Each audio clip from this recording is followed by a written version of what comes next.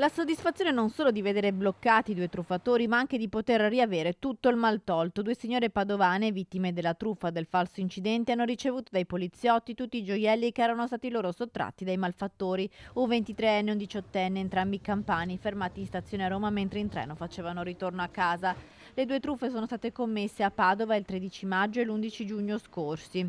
Nel primo caso ad essere truffata era stata una 87enne padovana, a cui il 23enne aveva portato via anelli, bracciali e collanine d'oro. Il giovane si era presentato come un sedicente maresciallo dei carabinieri che doveva riscuotere una somma di 9.000 euro per risarcire i danni che la nipote della donna aveva provocato in seguito ad un incidente. Il 23enne, approfittando dell'agitazione dell'anziana, aveva rubato anche il bancomat prelevando somme di denaro, una mossa che però aveva consentito ai poliziotti della squadra mobile Ugania di risalire a lui e di bloccarlo con 1.000 euro appena prelevati.